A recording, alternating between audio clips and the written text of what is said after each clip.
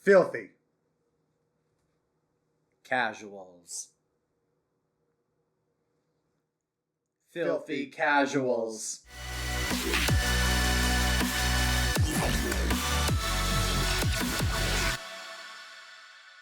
What's up, everybody, and welcome to 3VO, where we're all on the same team. I'm your host for today, Jordan. And I'm your other host, Brenden. And if you're new here, we're just two big old nerds that love video games so freaking much that we just have to keep yelling about it. So if you two are a lover of video games with that much enthusiasm, aggressive enthusiasm apparently, this is definitely the show for you. Today we're going to be talking about games that are good for beginning players, people who are maybe a little bit newer to the world of video games. But before we get to that, apparently we're starting with a fairly intense energy today. How you doing, Brenden? I'm doing good. Good, glad to hear it. I just love video games, man. You just don't get it.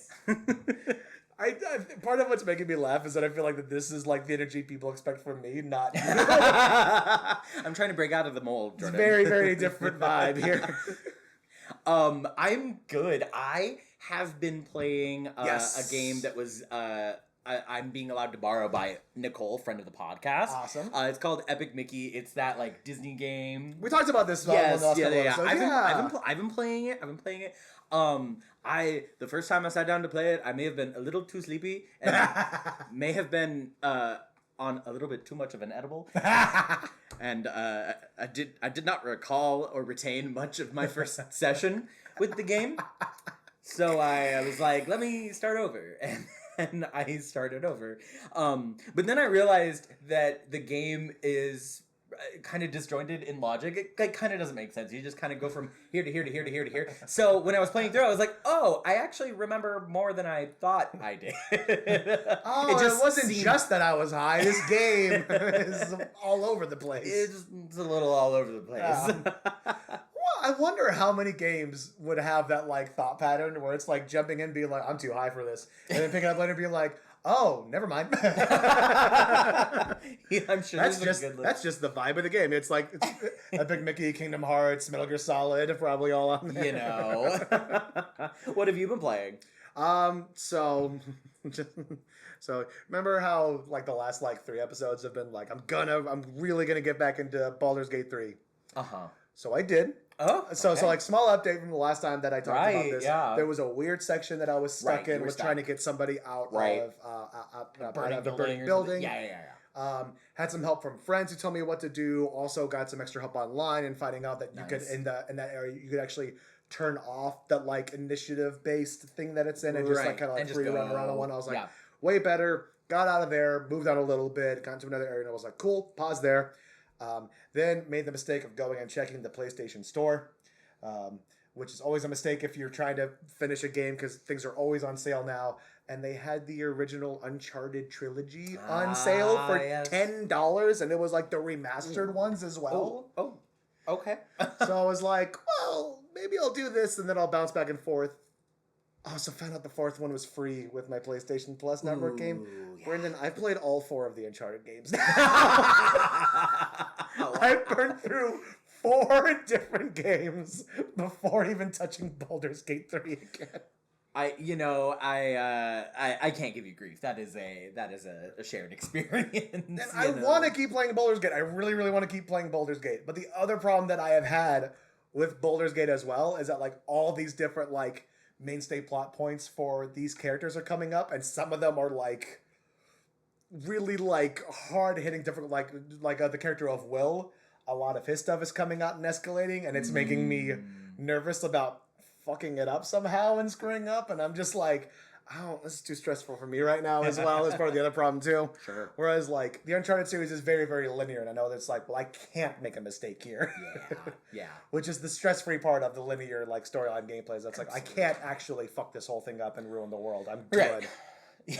It is also a series that I've been wanting to play the games on and play through and whatnot. So. Mm-hmm. I definitely want to get through the Uncharted games too at some point. I know that I'll love them. Good. Another one again. Just like one day, I'm just gonna give you my PlayStation and just be like, here, go play my games on it and have fun. Sounds. Because Uncharted, I think you would have a really, really good time with. Yeah. Like the third person shooting part of it probably wouldn't be your favorite, but the overall platforming part of it, because I forgot and I realized, of course, it makes sense. The platforming in the game is great. It's Naughty Dog. It's the guys who made Crash Bandicoot. So it's like, of course, the platforming section in this thing is solid and really, really fun. Platforming in like a Tomb Raider-y kind of way? Very, very similar. Like when they remade Tomb Raider and the ones that I've talked about on the show, when they remade that, they very much took notes from Uncharted into their remake portion of it. So it's, okay. The other way. Kind of, yeah. But I mean, like, you could also argue that it's very clear that when Uncharted came out, they looked at the previous Tomb Raider games and was like, here's a good base, let's expand on this as well. Okay, so they were kind of informing each other. Yeah, it's very clear, like a back and forth, just like, well, we took inspiration from this. Oh, well, then we took inspiration from that, like kind of a thing. That's awesome. But yeah, they're so much fun. They're so and such clever writing in the games as well. It's another one too, like what we did with Portal, where we just had those lines from Gladys they were talking about. There's just so many just like really fun lines of dialogue that we could just like go off onto. You're gonna love the story for Uncharted whenever you get to it. It's so much fun. I'm excited. Yeah. I started one of them back in the day and then just didn't follow through because life. But yeah, no, I'm sure that I will love them. Yeah. I'm trying to think. Oh, well, apparently now I have a new one to sort of like get a little meta about. I have a new one added to my list now that I gotta play. I gotta go play Hollow Knight now. Yes, you do. As we've talked about very, very recently. Very recently indeed. Yeah. Feels like it was just yesterday we were talking about Hollow Knight. I just got through the new game called Split Fiction. Yes! With Garrett. It was incredible. It's so good. Same developers who did... Same folks that did It Takes Two. It Takes Two and... A Way Out. A Way Out, yes. Yes. Which are all three titles are 2-player, couch co-op, teamwork-based RPGs. And they're so good. Which is just like, I just love that there is a company out there. Like, I know they distribute through EA, but I love that there's a company out there that is just like, they're dedicated to like, we are making couch co-op specific games. You can play it online, I know that. Yes, you can. But it is still split screen. You could play it like you can play right it next together. to somebody. Exactly. Keep couch co-op alive. Because I'm just like, no matter what, even with the expansion of like online play, that's never gonna go away. You know what I mean? The joy of like sitting next, like, especially since like, developers need to realize that couples play video games. And some couples play video games together. And like, that's going to be a very enjoyed experience and a good market to have as well. So it's just like, keep that shit alive. Yeah. Please. Yeah. It's so good. It played... I mean, we played through it in like 3 days because we were like, we have to keep playing. Like, the story was so engaging and so fun. And we really liked it's the same formula as It Takes Two. We haven't played A Way Out. So I don't know if it's similar to A Way Out in gameplay and formula, but it's the same formula as It Takes Two. Yeah. And it's a good formula. Don't change a thing. Yeah. It's so good. I have played A Way Out. A Way Out is very much more of a, like, it's, in terms of gameplay, it is very much like more singularly focused. Because it's all set, because like, It Takes Two and Split Fiction, from what I've seen, sort of allows for like different styles of gameplays to be able to jump in and out. So, yes. Whereas A Way Out is very much just like, this is the game you're playing. Right. You will sort of like repeat that cycle throughout the game over and over again, and different variations and whatnot. Yeah. It's also a much more serious and intense title as well. Oh, okay. Yeah. We are definitely interested in playing it. Me and Garrett, we're gonna go back and we have it, so we're gonna play it. Sweet. But yeah, no. I can't say enough good things. I can't say enough good things about Split Fiction. It was so good. I hear there's a movie in the talks as well. I love it. Let's get it. Let's go. I always, especially with one, interesting. Two, especially with video games, whenever I hear like they're thinking about a movie, I'm always like, yeah. Because the history of video game movies... That's fair. Not the best. That's fair. And also, it really is going to depend on like where it goes through, because I'm like, let's just say if Sony picks it up, really not going to be that excited about it. Just based on recent track record with Sony movies. Like, it hasn't been the best. But even then, I'm just like, again, like unless I hear like a series announcement, like Fallout or something like that, which was great, and Arcane, obviously, just like whenever it's like it's gonna be a movie, I'm like, okay. I've also been playing this game called, I don't think I've talked about it on the pod yet. I've been playing this game called Chants of Sonar. That's Chants, Chants. And it's a game where you don't know the language and you have to like piece it together. Cool. Also it sounds like you would hate it. I would hate it. I would absolutely hate it. But it was like $10 and it's like an indie studio game. So I was like, yep, sign me up. And I like language. So that has been very fun to be playing through because you literally, it's all like, it's not like you're hearing the language. Yeah. It's all, you're seeing the typography and you're trying to decipher what it means. And after the first area, you like put together the language of like this one group of people. And then you go to the next area and it's another group of people and they have another language. So I'm going through and it's kind of loosely based on like the Tower of Babel from the Bible. Yes. And you are like the person that's trying to unify all of these people together and get them all communicating. So like you are the chosen one and you're going through and deciphering all of the like cryptography of all of the different languages. It's really cool. I really like it. It feels like you just described homework to me. I just hope you understand. Dang it. I get that that's like totally your vibe, but that sounds like homework. You're so right. That's so me.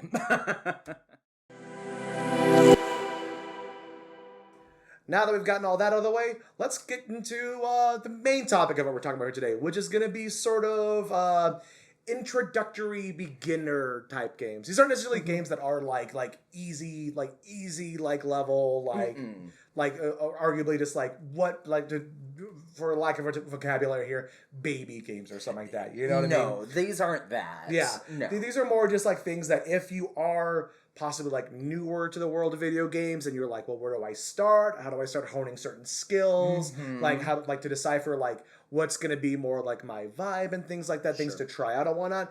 This is more just like a list of things to be like, hey, I'm just getting started here. Where should I start? Also, small disclaimer here at the beginning. Some of these are games that I've played. Some of these are games that Brendan's played. Some of them are games that we've both played. Some of them are games that neither of us have played. But just through like osmosis of being in the sphere of video games, we have learned that these are probably good titles that people could start with. Mm-hmm. Absolutely. And we'll, as we go through, I will like, at least say like, oh, I haven't played that, but like I'm interested or I know or I've heard, blah, blah, blah. So we'll kind of give everyone that as we go through. But yeah, these are just like games, and we haven't organized by category, So if there's a particular category, maybe you're a person that's like, oh, I play only cozy games, but I really want to give platformers or something a shot. Pardon, cats. Hold for cat. Hold for cat. Maybe you're trying to dip your toes into another category of video games, but you're not sure where to start. This could be a list that you might want to check out. Yeah. So kick it off with platformers, Jordy. What you got? I think it's a good place to start with platformers too, because like that to me is one of the most like when people think video games for the most part, especially if you're not in the sphere. That or maybe like a first-person shooter would be the first like image that comes to mind. Yeah, sort of the quintessential like video game. Yeah. And a mainstay that has like survived throughout the years. Like one of the things that has been a consistent one. But even I would agree with you on this. This is one you put on the list. That like if you were to go back to this one, I think it'd still be a good place to start for getting used to like the base mechanics of playing video games. Would be the original Super Mario Brothers from 1985. Absolutely. It gives you the basics on movement, timing, precision, mastering the jumps physics, enemy patterns, and lays a very strong foundation for modern platforms. Where it's like it is very, very true. Pretty much any platformer to like even when we were talking from the beginning of like something like Uncharted, like you could still see the roots from there of like literally the jumping from platform to platform to platform. Starts in Super Mario Brothers from way back in the day. Absolutely. It also lays the groundwork for like the inherent vocabulary that we have as gamers, you know? So like Super Mario Brothers is a 2D side scroller. You start on the left side, you have to go to the right side. That's a very basic thing that when we as like more experienced gamers approach a game, if we fire up a game and we're in the on the left hand side, we know we gotta go. You go right. You go right. That's just a thing you just know immediately inherently. But like, not everybody knows that. So this is one of those games that established that. I have seen it with like people who are like totally brand new to video games. They'll load not necessarily like Mario, but load something like a Limbo or something up. Sure. And you watch them just go left right away. And as a gamer, you're like, why? What are And you you're doing? Like, but then you're Right. like, oh, if you don't automatically have that instinct from playing for so long. Right. Why would you know? Yeah. Exactly. Yeah, totally. But it is also like a well-designed thing too, because it does sort of like implement the instinct too, because when you start the game, it starts you on the far left of the screen and it gives you that whole open area to be like, go look over here, basically. Which is a very, very smart level design too.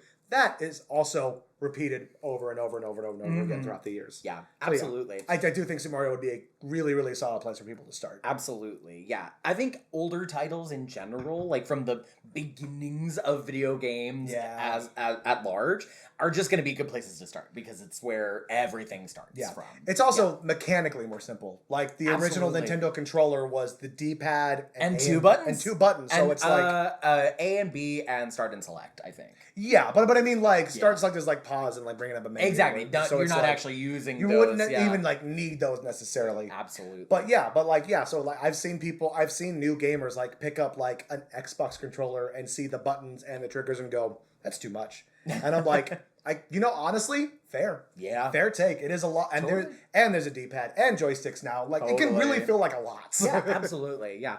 So, Super Mario Brothers, the classic. Yeah. Go check it out. All right, the next title on our list is way more modern than Super Mario Brothers. It's actually from 2018. It is Celeste. This made big waves in the gaming community. It's much beloved already. I say already. It's from 2018. That's 7 years ago. Jesus Christ. I'm surprised I haven't heard of this thing.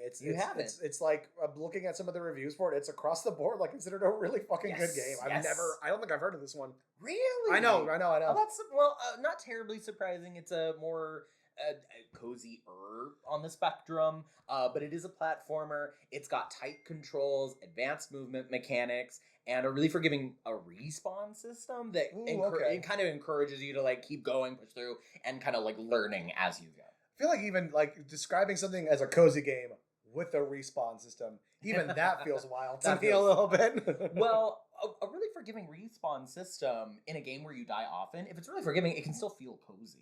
Very true. I would argue that like It Takes Two and Split Fiction, like we were talking about earlier, those have a very forgiving respawn system. Yeah, but would you describe those as cozy games? Oh yeah. You would describe It Takes Two as a cozy game. Yes. Really? Yeah. That feels wild to me. Okay, it's a spectrum. Everything exists on a spectrum. 100%. Everything exists on the spectrum. 100%. Okay, what's your ultimate cozy game?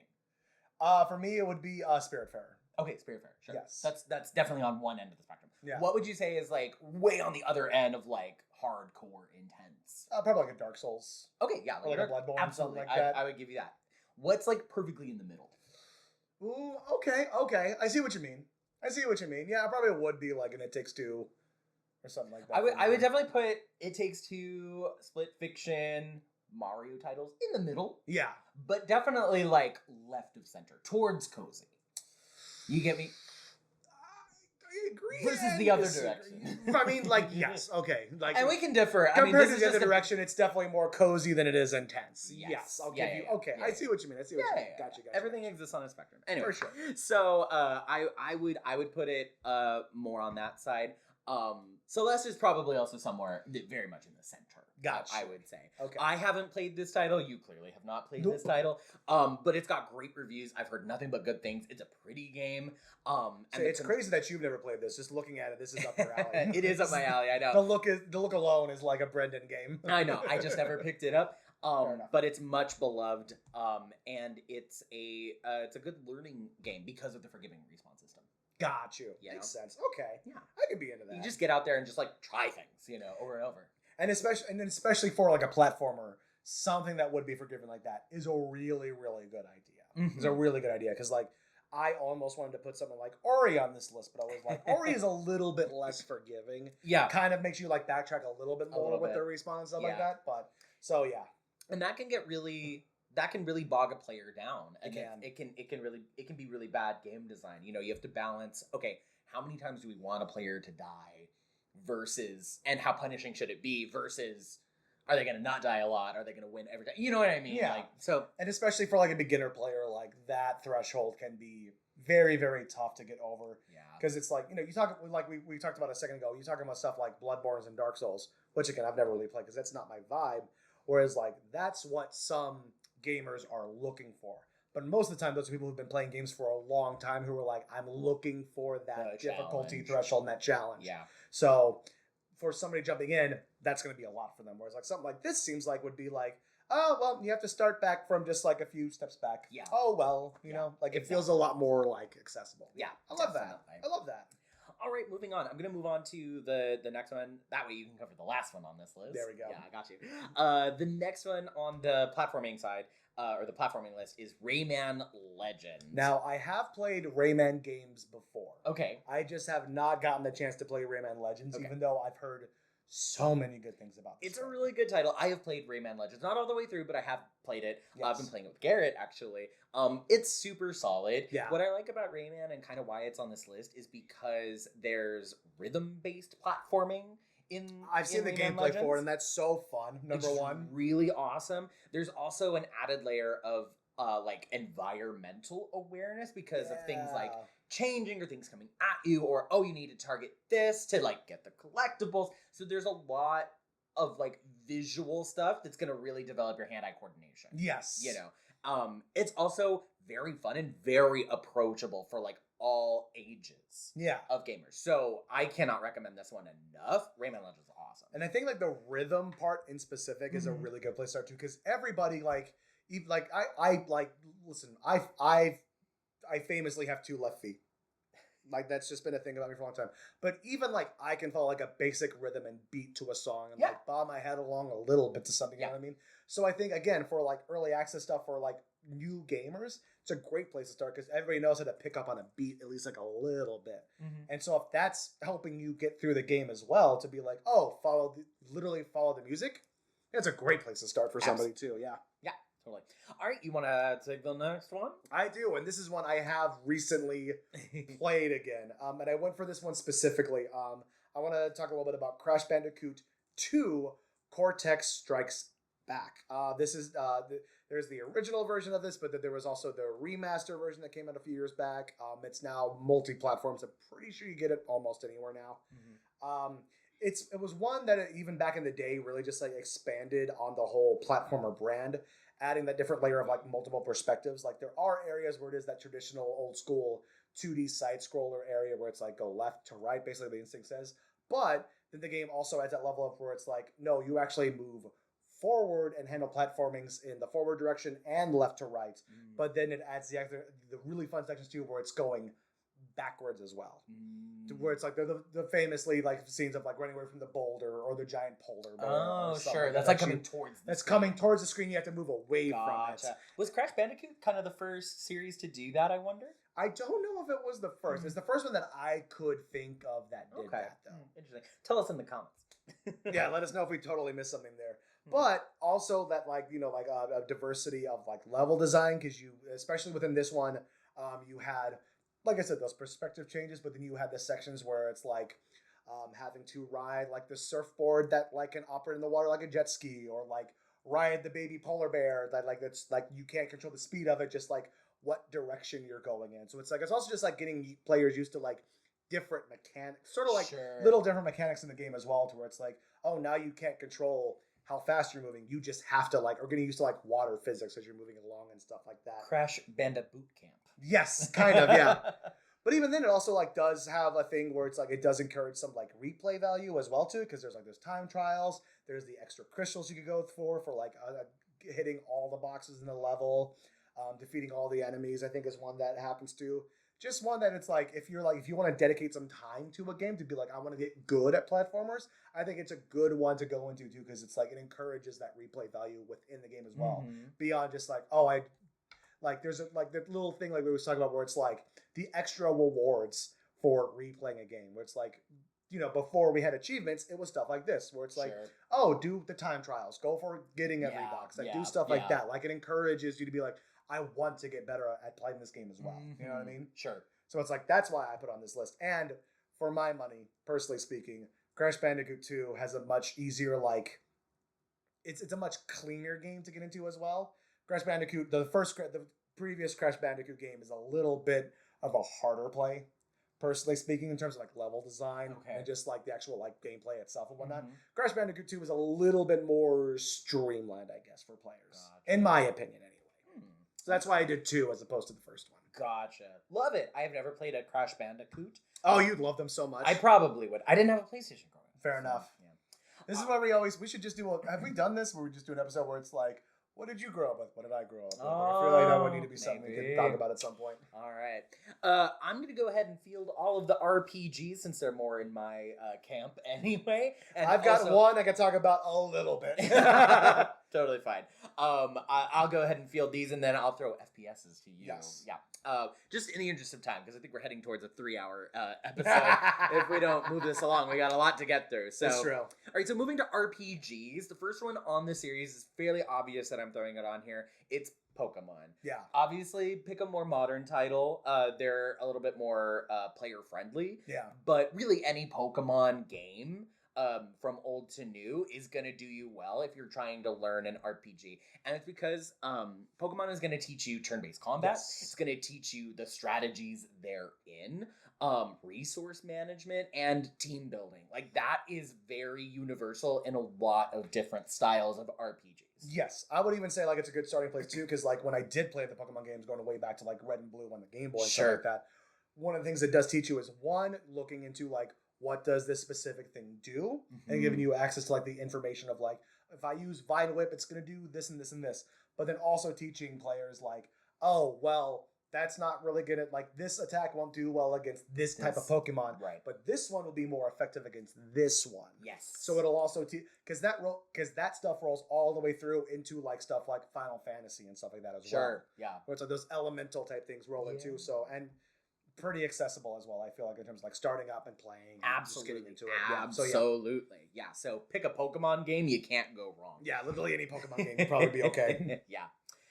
Moving on, next on the RPG list is Legend of Zelda Breath of the Wild. Yes. Incredible game. I mean, really any Zelda title, but sure. Breath of the Wild, it's gonna get you exploring an open world, puzzle solving. It's gonna get you kind of into dynamic combat instead of that turn-based. Yeah. It's gonna get you into dynamic combat, real-time combat. While allowing you to kind of develop an approach, you know, or like find what you're good at and kind of go with that as your strategy. And then kind of preparing you for much more complex RPGs. And I do think specifically to just put a little bit of time here. Yeah. It's just like the introduction to open world exploration. I think this is a perfect title for that specifically. Because it has that like, for me, Breath of the Wild, even for the little bit I played it, it had that like what I call like the theme park effect.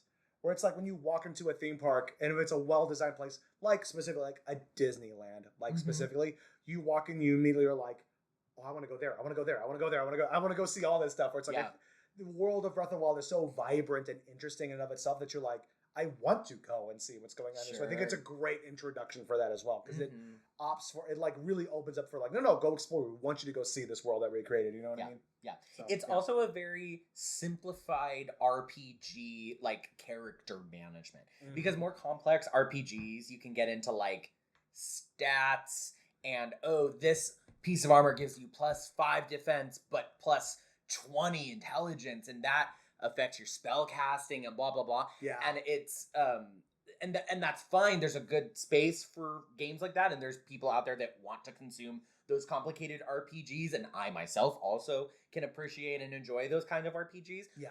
But those kinds of systems can get really, really complicated really fast. Yes, very much so. And that can be difficult for new players specifically. So with Breath of the Wild, it's like, oh, here's your piece of armor. It has an armor class of 8. Yeah, that's it. Done. You know, simple, super simple. Yep. You know, and there's like some. It's not like completely dumbed down. You know, it's like and this one also helps you resist electricity. Yeah, very, very simplified stuff. Yeah, very easy to approach. So yeah, Breath of the Wild as a beginner friendly title, absolutely go pick it up.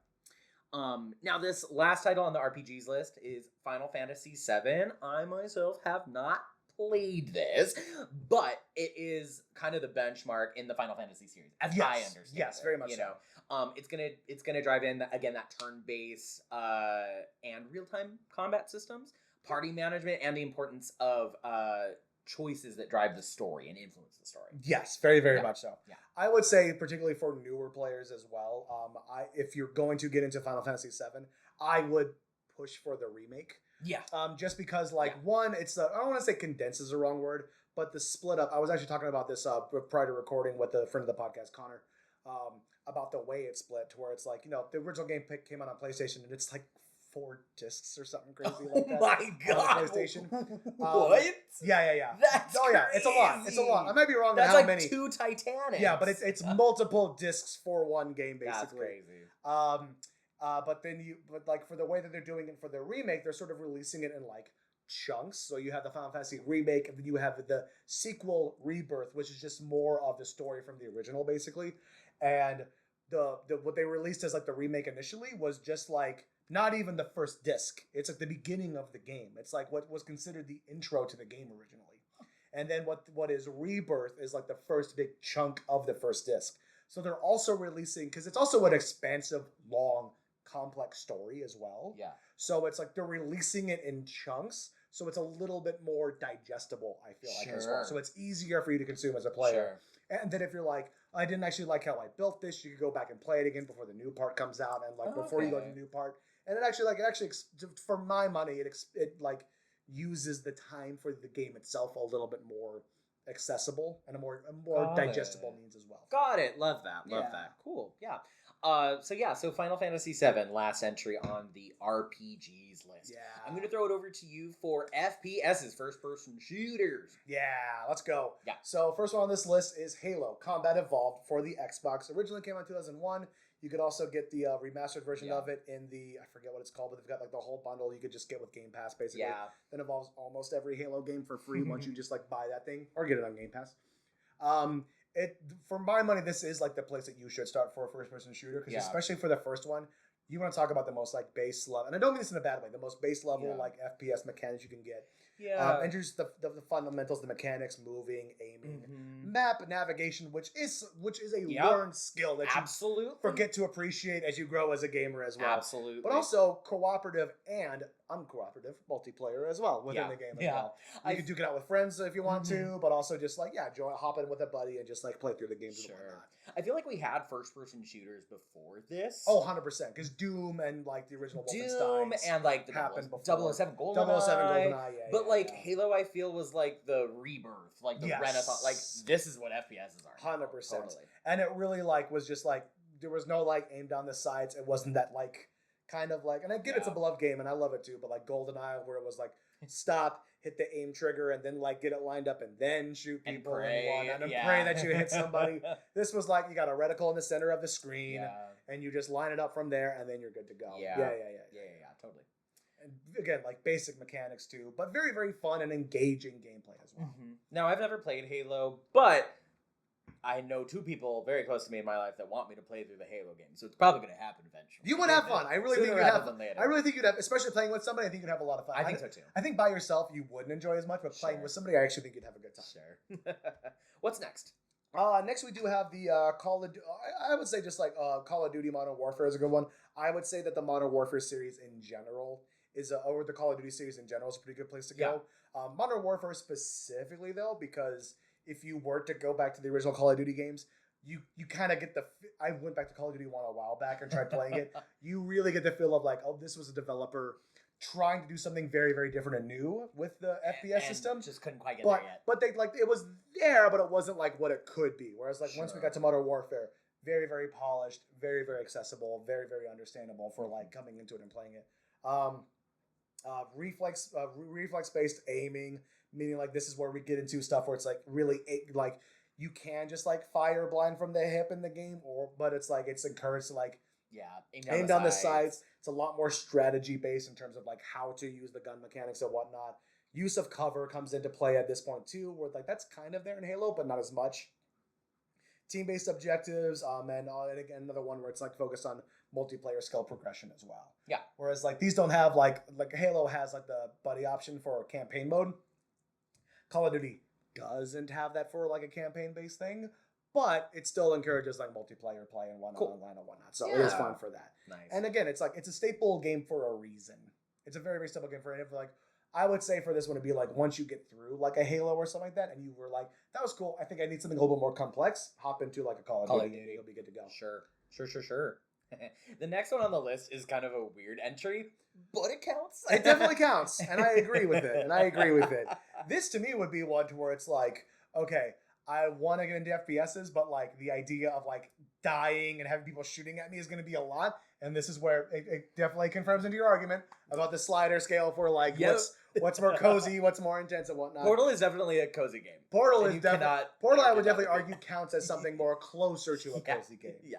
I don't think I'm going to give it the category of cozy, but it's closer to cozy than it is the other side. I'll put it that way. But yeah, it's not totally a traditional FPS like you would think of, but it does get you into that perspective for it, and just the idea of navigation, but also really gets you into problem solving and that spatial awareness of the game as well. And puzzle solving. Yeah, and puzzle solving as well. But also where it is like that argument of like the slider scale of like more into cozy and whatnot, it's like you walk into a room and you can kind of like really take your time to go like, okay, how do I get through this?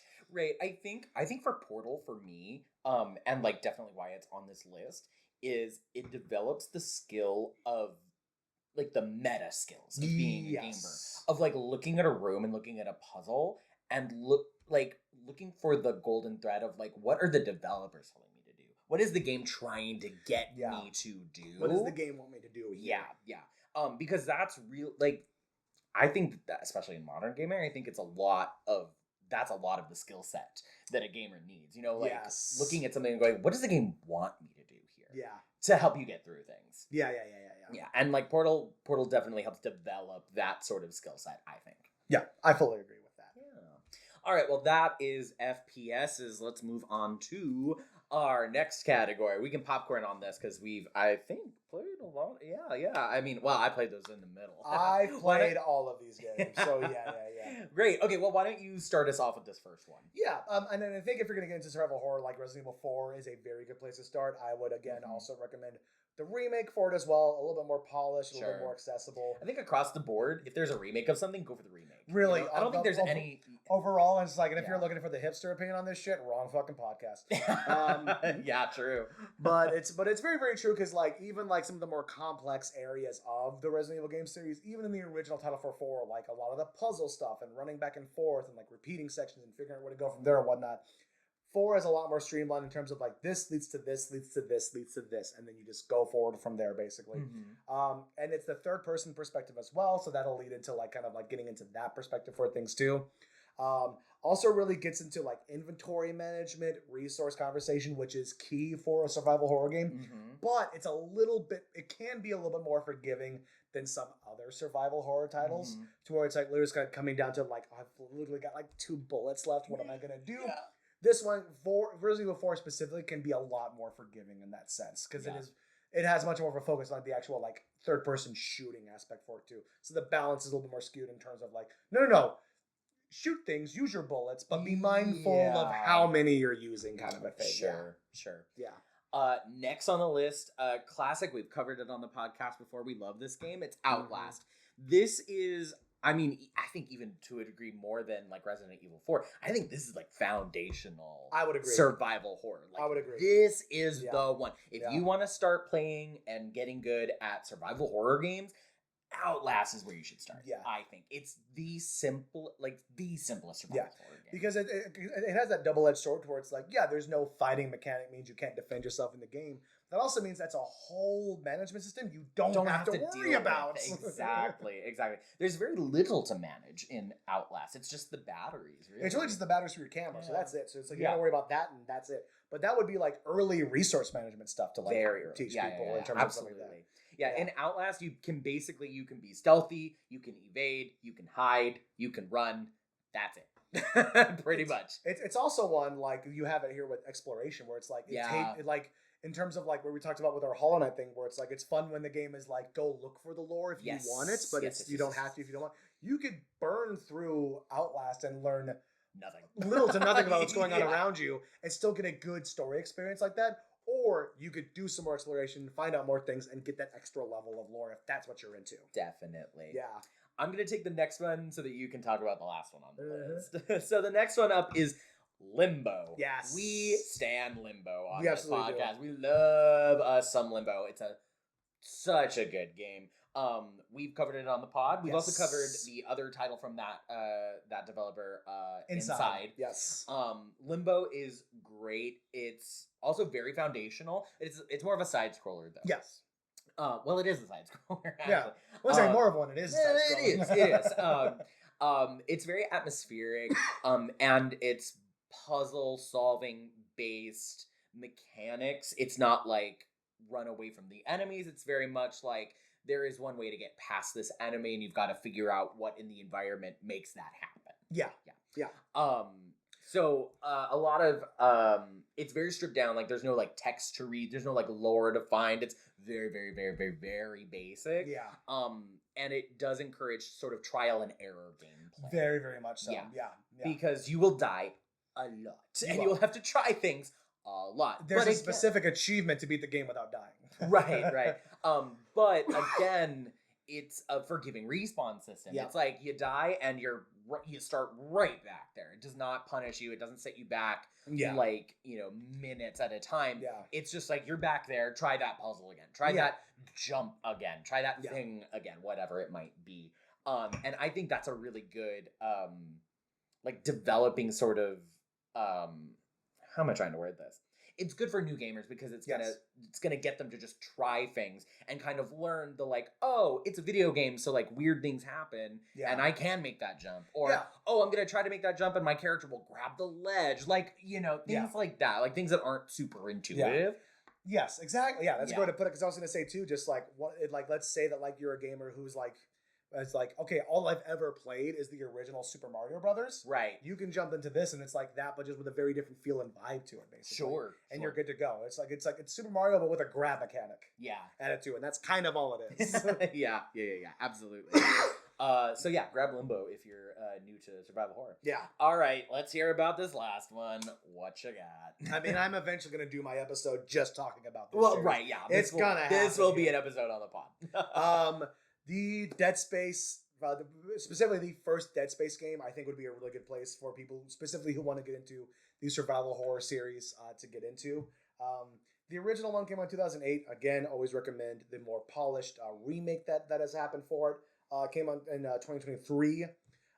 Very engaging story and a really interesting story, but like kind of in the opposite direction where it's like it's not like all the lore. There's definitely more stuff to explore, but a lot of the lore and background is given to you throughout the game, but not in a way that feels like it's stopping you for like an info dump. Sure. So the game, especially in the remake, the game moves very, very well. So you're not like stopping all the time to have somebody be like, hello, traveler, let me tell you all about this. It's not like that at all. Similarly to Resident Evil 4, really builds off of that third-person shooter mechanic too.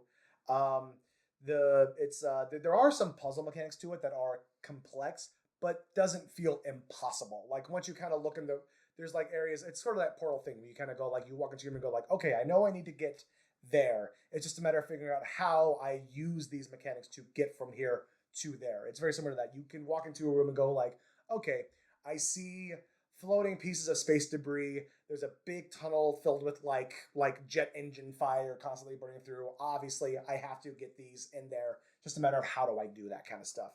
But it's much more combat focused, with some elements of like resource allocation. But especially if you start on like a simpler difficulty, you're not gonna have to worry about your resources as much in the game as at all. It's much more forgiving than even like a Resident Evil 4 in terms of stuff like that. So if you want to start somewhere, that's a place to go, and it gives you a lot more options in terms of combat as well in order to defend yourself.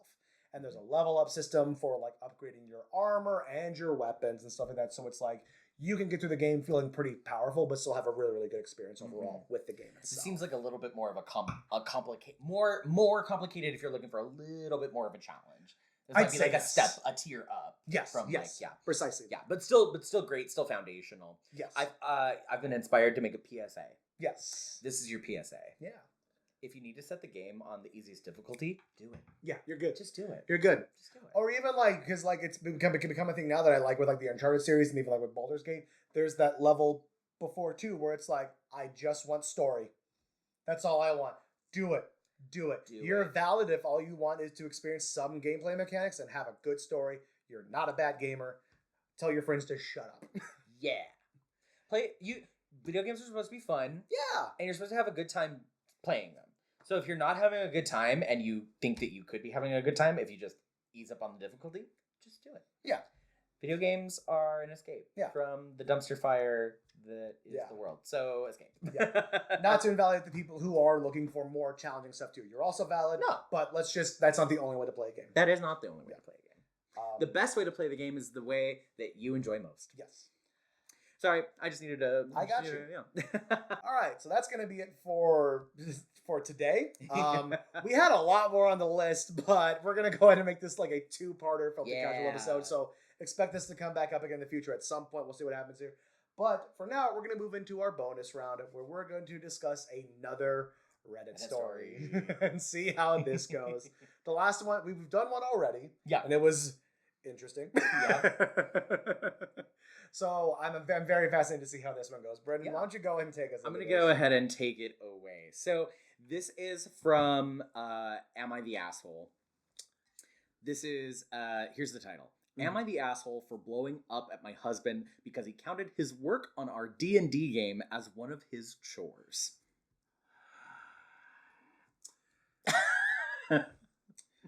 We haven't gotten the story yet. Guys. What are we doing? Why are we doing shit like this to make our lives more difficult as men? Just why? You know that he don't. Sorry, go ahead. I already have thoughts. Let's get into the story. Let's do it. Let's do it. Let's hear him out. Let's hear this guy out. Let's see. Okay, so I, 35 female, and my husband, 35 male, have been together for 10 years. Blissfully happy, no notes. Over COVID, we got into Dungeons and Dragons. We have a weekly game that runs from 3 to 4 hours with 3 other friends. 5 of us have been going on adventures for the past few years, meeting consistently over Zoom. I've been having a great time overall. My husband is the DM, which means he does a lot of work preparing the sessions. This includes coming up with the characters we are going to have conversations with, figuring out the battles that we are going to fight, and so on. I really appreciate his work.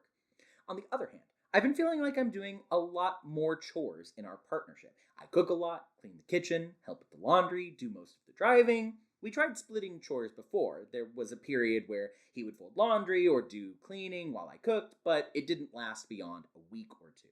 I normally don't particularly mind, but life has been especially shit lately due to health issues in the family, and I think it put extra stress on us.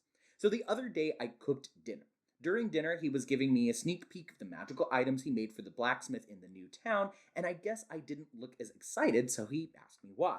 I said, "I'll be excited when you clean up the kitchen after we are done eating." This started a major argument, and we really don't have many of those, so it was a bit intense, about how I don't appreciate his work on this campaign. I countered by saying he's free to work on his hobbies as much as he wants, but it's not the same thing as helping me out with chores. To this, he countered that his work on this D&D campaign counts as a chore, just like cooking and cleaning. He said he provides a space for hanging out with our friends every week. In a way, he's organizing and scheduling our social life, and that takes a lot of work. Hold for disappointment. Oh my god. Okay. There's more. There's more? let me get through it. She goes on.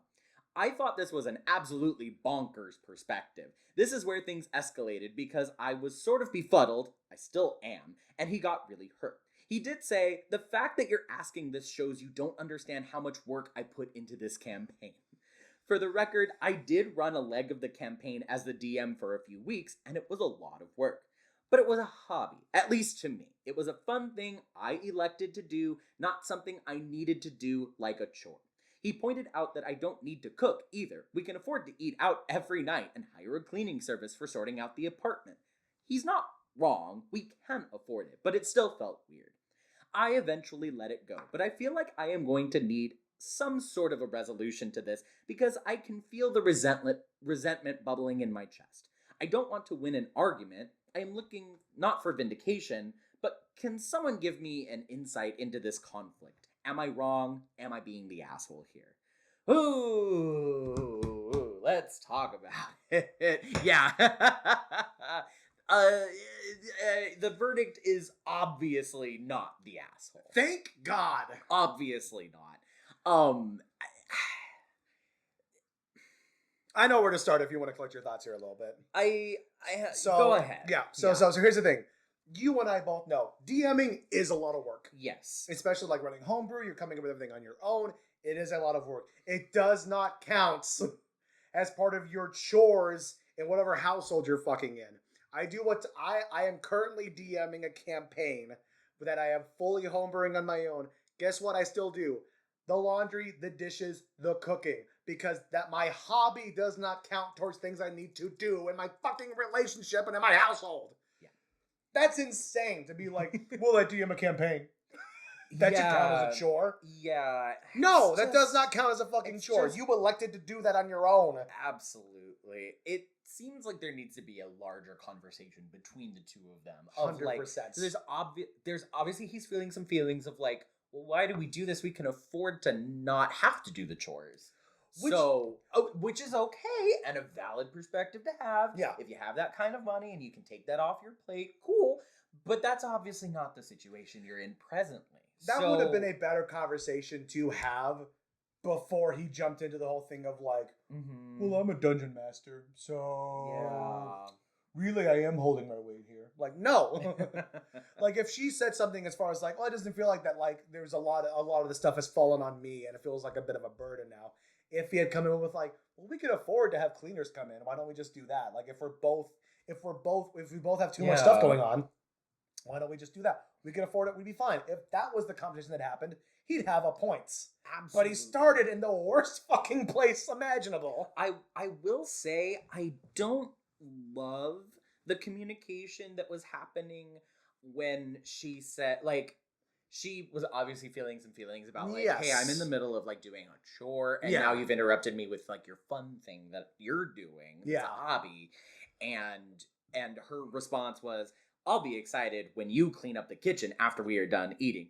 That tells me that there's obviously some disconnect already between the two of them. It's something that gets talked about a lot in like Reddit stories, like in things online in particular, where it's like whenever somebody starts their thing with like, we've been married 10 years and things have been perfect this whole time. It's like, has it? Yeah. Like, has it really? Because, like, there's no such thing as a perfect no-notes relationship. Yeah. Like, I love my wife to death. I would never call our marriage and relationship in general no notes. We've had to work on things. We've had to have tough conversations. Absolutely. It happens. That's what a relationship is in general. Totally. Marriage or friends or otherwise. Like, that's what it is. You have to, like, be willing to, like, bog down and be like, okay, we need to talk about this. Yeah. Yeah. And it sounds like they haven't developed that skill as a couple. Again, I still don't think she's the asshole. No. She's not the asshole. I don't, but I think that both maybe could benefit from developing the ways that they communicate with each other. Yeah. Because it's one thing to say, hey, hon, I know you're excited about this thing that you're trying to talk to me about, but I am in the middle of a household chore that I'm doing for the both of us. And that, like, you know, kind of bothers me when you bring this up. I would love it if you lent a hand or, you know, whatever. You know, that's one thing. The response of, I'll be excited when you clean up the kitchen after we're done eating. That is a very bad, it's a passive-aggressive response. Which indicates that there's way more that they need to talk about. At least to me. And I will say on both sides of it with that too, and also his response to getting very defensive, being like, well, I GM this campaign we're working on. That counts as a chore. I can't remember where I heard this originally, but it was something I heard a long time ago that was like, you will have arguments and disagreements in relationships no matter what. Those turn into fights when people stop trying to come to an understanding and start trying to be right. This guy really, really wanted to be right. Yeah. And that's all he cared about in the conversation. And that's why ultimately I'm like, she's not the asshole, he's the asshole. Yeah, her communication could have been better at the beginning, for sure. Totally. But also, like, he got on his fucking haunches and got defensive and really wanted to be like, no, I'm not dropping the ball here. I do this and this and this, and therefore you're wrong. Yeah. And it was just like, he just wanted to make sure that he was right in this conversation. Yeah. And try to push her back and be like, no, here's why it's okay that you are doing most of the household work right now. It also sounds a little bit like he might be a little burnt out as a DM. Like, just reading into his response, because I think she said that he's been DMing for a long time. Like, there was something in there too. For the past few years, he's been DMing, and he also, she commented that he's felt like maybe people aren't appreciating what he's doing for it. It seems like he might be a little burnt out, and it might be time to have a conversation of, hey, it's time for somebody else to DM. Yeah, or like, do we need a break? Just like we had it with like your husband's running our Mass Effect D&D campaign right now, which is amazing and incredible, and we all love it. Right. But it's also like we just had it where we were like, are we playing this weekend? And you communicate to the group for him, being a lovely partner. It was just like Garrett would like to skip this weekend to have some more time. Everybody was like 100%. Right. Like everybody understood, just like, oh, we need some more time here. Cool. We would love to play. We would love to play, obviously. But if the person running the game is like, guys, I need a break. Let them have the fucking break. Absolutely. Let them do it. Or even if a player was like, I got so much going on right now, guys. Yeah. I need just like one weekend where we don't meet up and play to take care of other stuff. Right. Also totally valid. But it seems like from his perspective, it's like he's like clocking in, you know, to work a shift, being a DM. I gotta work, you know, to build all this stuff out, and then I gotta run the session. Yeah. And I think he's a little burnt out from it. And that's probably why he's feeling the feelings of I'm not appreciated. What he's actually feeling is probably burnout. Yeah, to which it's like it's a valid feeling to have, but it's also gotta. But you need to vocalize that so that you can maybe offload that so that you know things around the house, like the laundry and the dishes and the Especially for like, she's right. It's a hobby. You should be like excited to do your hobby, not feel stressed. Absolutely. Do we got any other fun comments here? Yeah, I was gonna say let's move on to some comments. Hobby time is hobby time and not chore time. Not the asshole. I GM'd for 5 years and it is a lot of prep work, but that's hobby time. That took away from time spent painting miniatures or reading or other games. It did not prevent me from cleaning, cooking, etc. Laundry still has to get done. His argument is laughable. Yeah, absolutely. That's a great way to put it. Chores take away from the time of your hobby. Shouldn't be the other way around. That's a great way to put that. 100%. Mm-hmm. Yeah, because you need to cordon off time for both things. You know, you will go insane if you only do chores. 100%. You will go insane if you go to work and you come home and you do chores and you go to sleep and that's all you do. You will go insane. You'll go nuts. You will go nuts. So you definitely have to delineate time for both. Mm-hmm. Absolutely. Next comment. I think there can be a pretty nuanced line between hobby time and chore time, though. This is like a response to this one. If one spouse would be content with reheating something quickly for dinner, but the other chooses to spend 2 hours making an elaborate dinner, what part of that is chore and what part is hobby? If someone spends tens of hours setting up a nice home theater for the family to enjoy, is that a chore or a hobby? I think there are countless examples where we do things that don't need to be done, but we do them partly because we enjoy it and partly because we enjoy what it contributes to those around us. I'm just going to take a pit stop in the middle of this long comment. Yeah, absolutely, but you're still electing to do that at that point. I think you know what the balance is between I'm going to do a 5-hour dinner versus I'm going to do a 10-minute dinner. Yeah, I'm sorry. Also, like, let me bring up a bunch of irrelevant shit that has nothing to do with the conversation. It's like, they're talking about doing dishes. It's like, well, what if somebody wanted to build a patio on the back porch? It's like, that's not what we're talking about, dude. Right. I hate it when people bring in these hypotheticals that have literally nothing to do with the conversation to try to give some credit to the other person. Yeah. Let's finish this comment out. Making preparations for valued social events seems like it fits somewhere on this gradient, just like most other things. The husband here, all things considered, may very well not be doing his part or shifting his priorities too far into the tasks he enjoys, so that should be sorted out. That part of the comment I agree with, absolutely. I'm fine with that, yeah. But the binary mindset of when I spend hours making a fancy meal and stacking up dishes, it's a chore, and when you spend hours preparing for a group social event, it's a hobby, are the type of overly simple inaccuracies that I think accumulate unnecessary resentments on both sides over time. This person wanted to push up their glasses and come. Yeah, they really wanted to come and be like, actually. Yeah, look, if your thing is I take care of the cooking in the house and that's like the chore that I do for the household, and I only do that chore because I spend 10 hours a day doing it, you need to look at that with a more critical lens. Yeah, and here's the real split here. Just like, ultimately, no matter what, you can make arguments about like, well, the prep time and blah, blah, blah, blah. People need to eat. I love D&D. I don't need D&D to live. Exactly. I love it so much. I don't need it, though. Exactly. I have to eat. Right. And things in my house need to be clean for multiple reasons.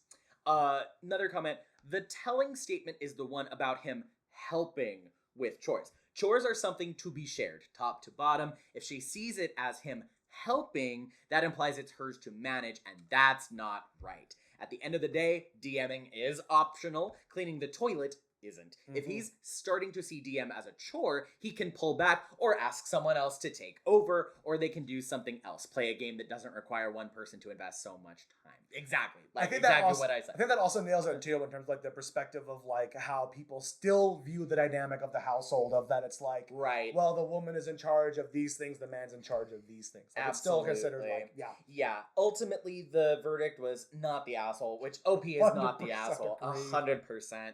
I hope that, I don't see an update here, but I hope that they talked about it and the husband realized that he could do things to shift the tasks around. Maybe offload the GMing to someone else, and definitely take on some of the chores. Share the chores better with your wife. And if you need something to do together to just take a load off, take the stress off yourselves, watch an episode of 3VO as a couple. Absolutely. And just hang out for like an hour or so and listen to two nerds ramble. Thank you guys so much for listening to today's episode and listen to us talk about friendly beginner gamer games and whatnot, and these fun Reddit stories we're going to start doing here.